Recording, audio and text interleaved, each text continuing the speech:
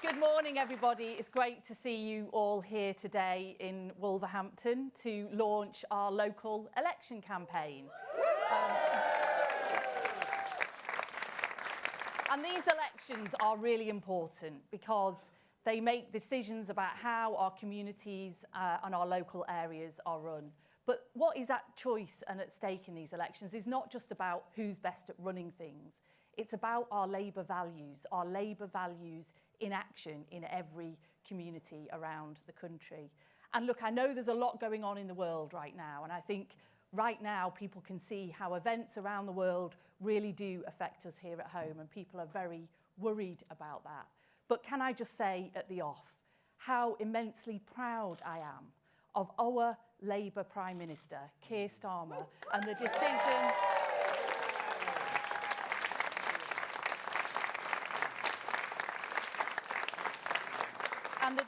and the decision that he took in the face of a lot of pressure and criticism not to follow blindly into an offensive war. That is what good judgment looks like. That was the right call.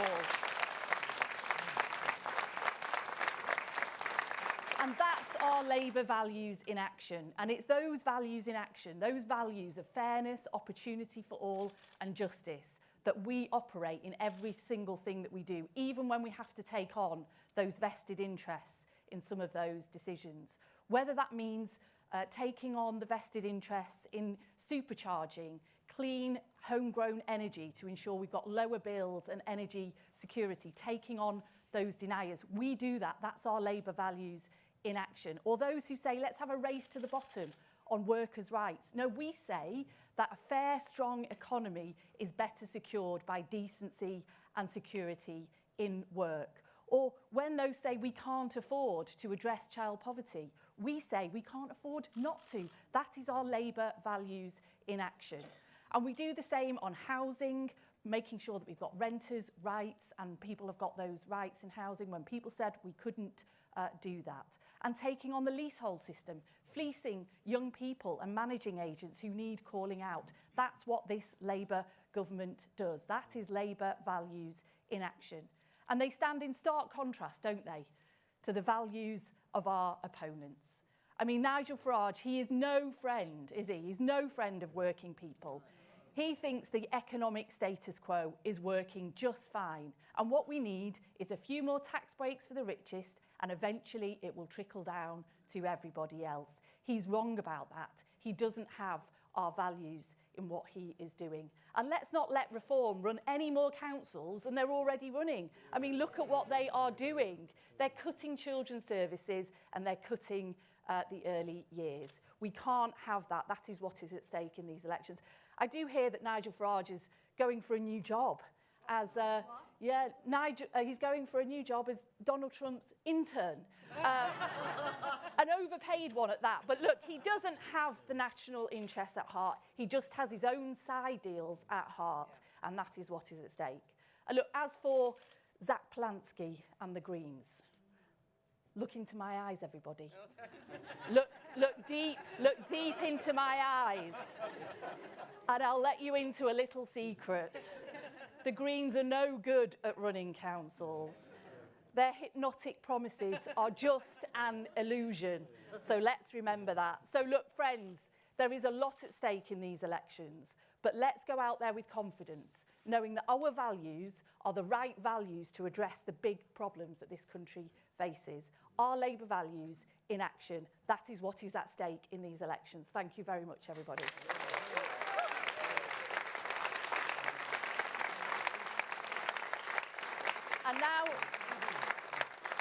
And now I'd like to introduce to you Sarah from Dudley, who's going to speak a little bit about her experience and how those Labour values in action have helped her. Thank you, Sarah.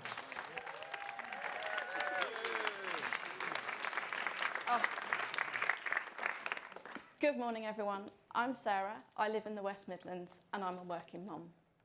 2 years ago, my husband and I adopted 2 amazing twins. And it's completely changed our world, our lives in the best possible way. Becoming parents overnight to 2 little people who rely on you for absolutely everything has been amazing, but it's been a lot. It's been a lot of love, a lot of learning, and definitely a lot of chaos. But seeing our boys grow in confidence, start to feel secure, and really begin to thrive has meant everything to us. And routine has been a really important part of that.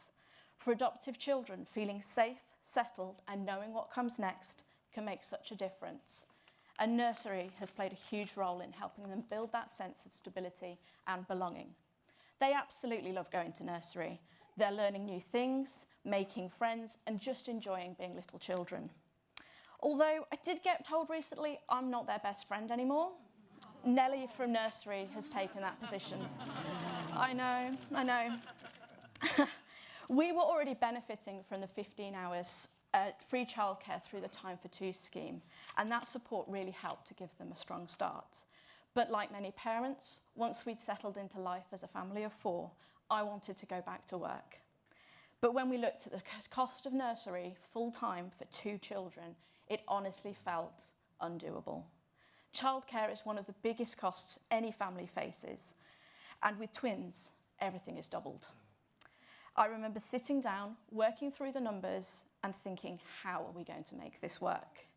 For a while, it felt like I might have to go back part-time instead of full-time, simply because of the costs.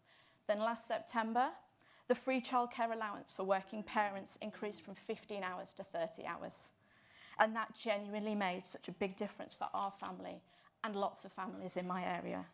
When I worked it out, it's saving us around £400 a week. That's not a small amount.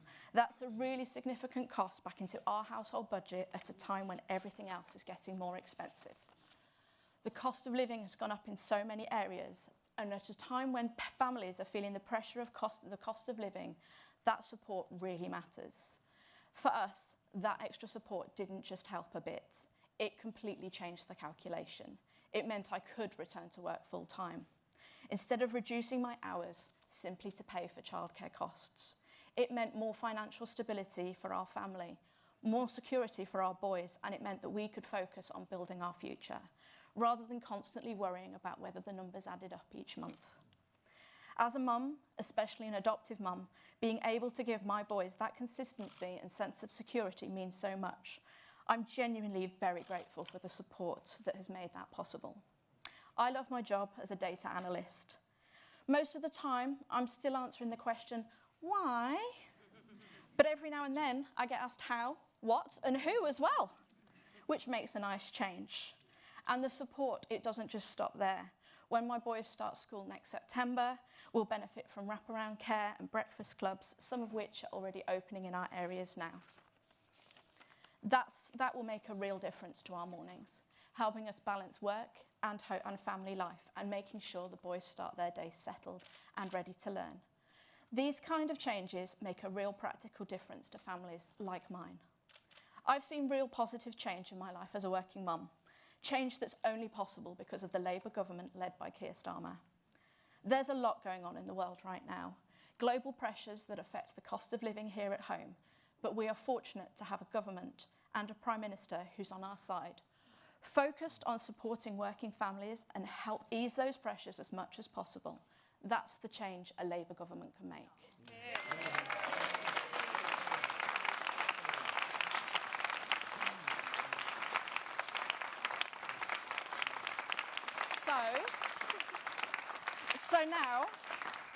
So now I'm delighted and incredibly proud to introduce our Prime Minister, Keir Starmer.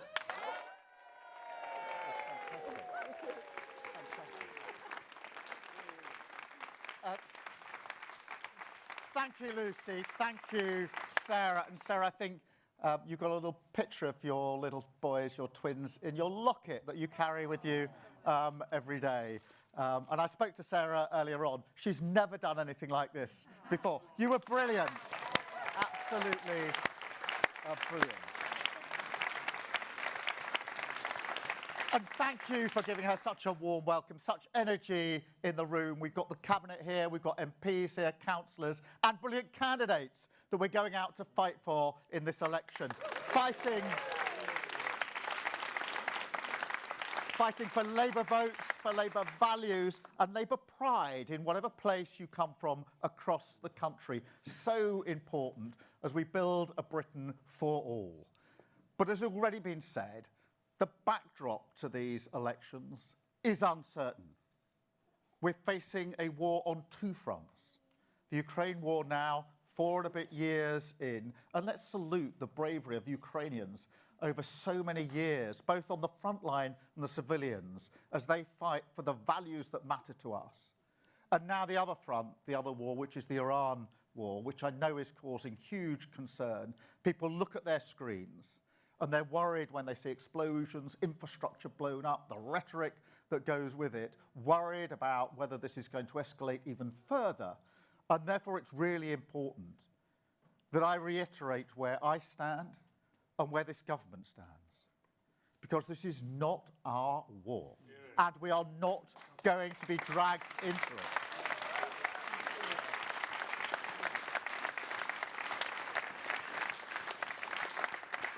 Yes, of course, we will defend British lives and British interests in the region. And we'll stand by our allies in the Gulf region. But we're not going to get dragged in. That's my values, that's my principles, and that's what we've applied to our decisions, whatever the pressure and whoever it's coming from. But what a contrast if you took Kemi Badenoch or Nigel Farage. What did they want to do? They wanted to go straight in with both feet into the war without thinking through the consequences.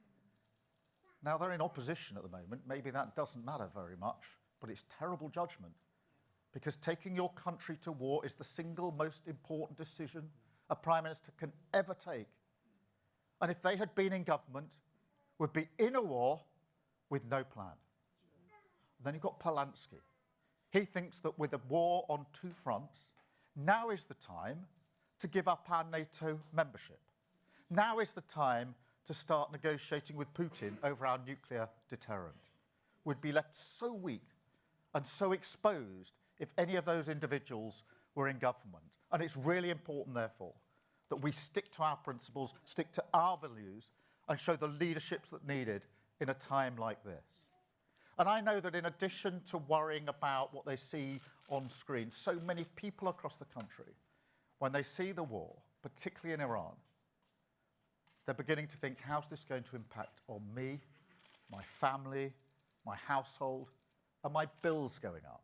And that's a perfectly understandable concern. And it's a real concern to the government that we make sure that we do what we can to support families across the country.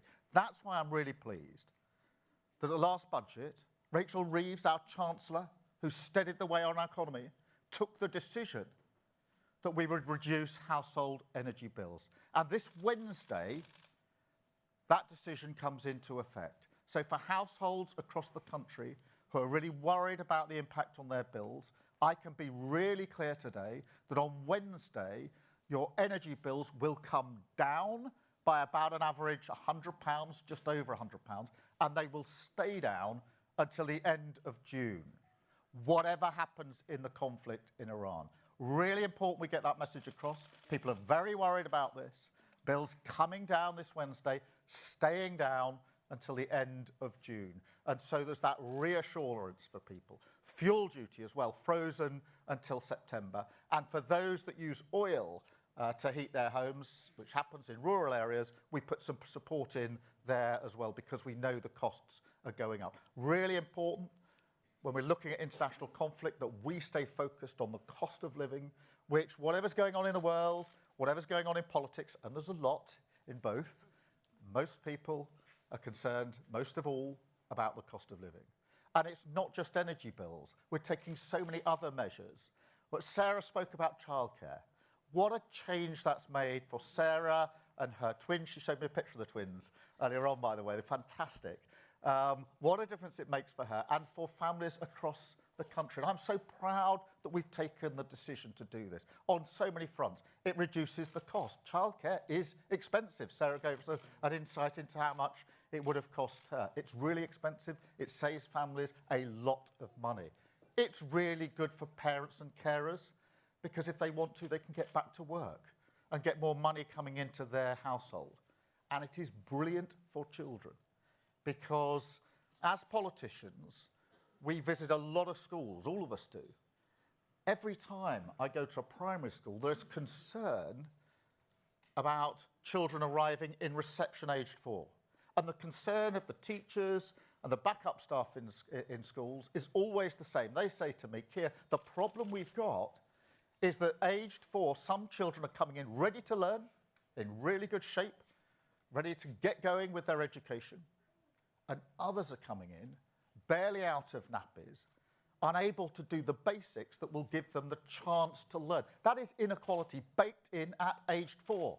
Our childcare free means that all children get the chance to have that support before they get to school, because it's 9 months to 4 years. Every child will start their education on an equal footing. That is generational change under this Labour government.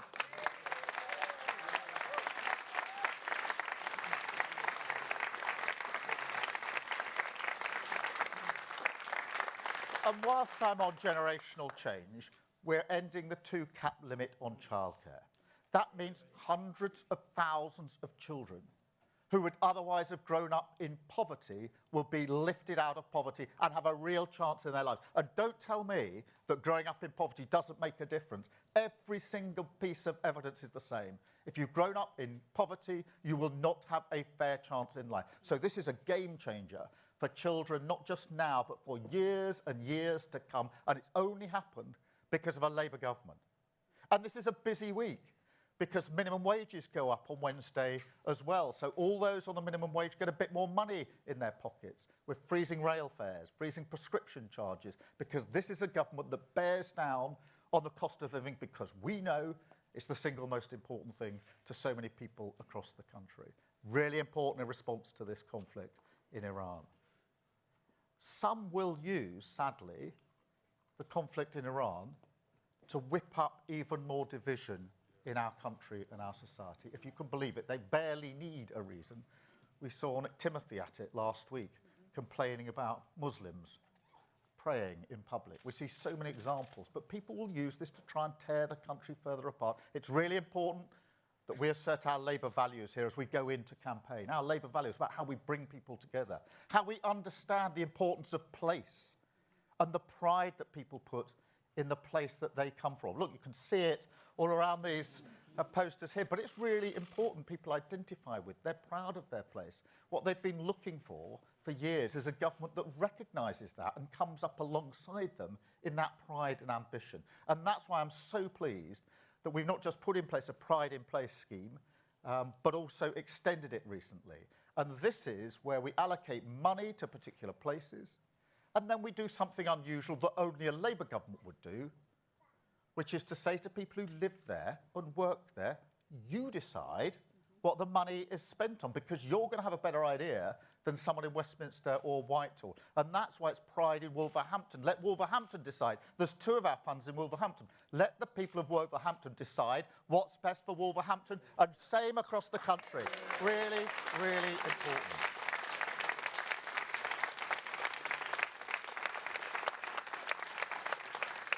So as we go into these elections, we're fighting for international leadership. We're fighting for a focus on the cost of living, and we're fighting for Pride in Place across the whole country.